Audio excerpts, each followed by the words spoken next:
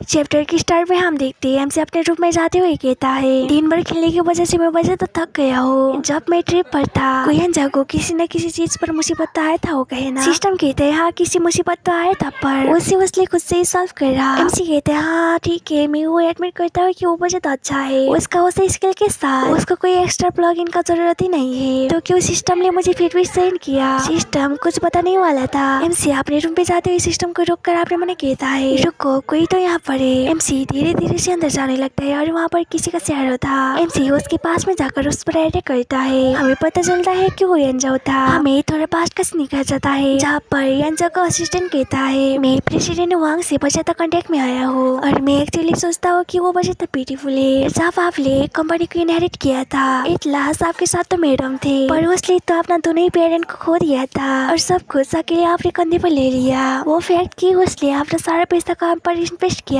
जो उसका ओपोनेंट है वो ये सोचता है कि वो किसी पर भी ट्रस्ट नहीं करता।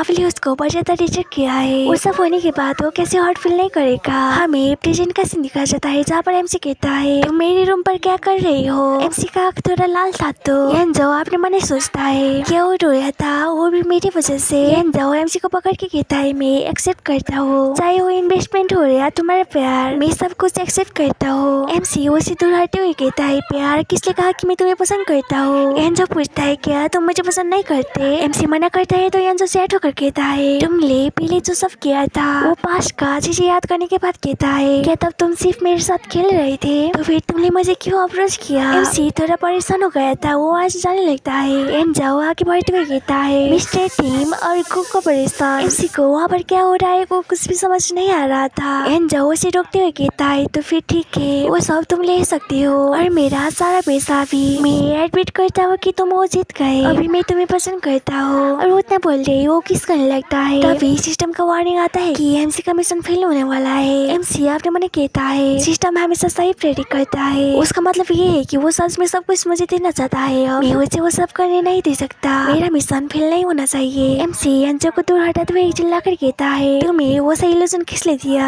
बस तुमने कहा कि तुम मुझे पसंद करते हो और सब कुछ मुझे देना चाहते हो, उसका मतलब ये है कि मैं वो सब एक्सेप्ट कर लूं। मेरे पास पैसा तुमसे कम नहीं है, मैं वो सब चीजें केयर नहीं करता। यंजो कुछ देर चुप रहकर अपने कपड़े उतारते हुए कहता है, तो मैं गलत था। एमसी पूछता है, तुम क्या कर रही हो। यंजो पूछता है, क्या तुम ये सब नहीं चाहते थे, मेरे साथ खेलना, मुझे एम्बेरस करना और मुझे कंट्रोल करना, मैं तुम्हें वो सब चांस दूंगा। एमसी चिल्लाकर मेरा फिंगर दिखाते हुए कहता है, मैं नहीं चाहता था और मैं नहीं चाहता हूँ, मैं तुम्हारे साथ होने के लिए अग्री करता हूँ ठीक है। एमसी जल्दी से उसका बॉडी को कवर करने लगता है और ब्रश करते हुए अपने मन कहता है, तुम अपने कपड़े को उतारना बंद करो, मुझे बहुत डर लग रहा है। यंजो खुश होकर पूछता है, सच में। एमसी कहते हैं, हाँ मैं कसम खाता हूँ, आज के बाद मुझे पैसा देने के बारे में मत कहना और जब चाहे तब नंगा होना स्टार्ट मत करना और मुझे मेरा इजाजत के बिना टच भी मत करना। तभी यंजो से किस करने लगता है। एमसी अपने मन कहता है, ये बंदा कुछ भी नहीं सुन रहा। यंजो कहता है, ये मैटर नहीं करता कि तुमने क्यों अपना एटीट्यूड कितना ज्यादा जल्दी चेंज किया, जब तुमने एक बार कह दिया उस पर तुम पीछे नहीं हट सकते। एमसी कहता है, मैं पीछे नहीं हटूंगा, वो अपने मन कह रहा था, मुझे अभी के लिए उसको मनाना होगा,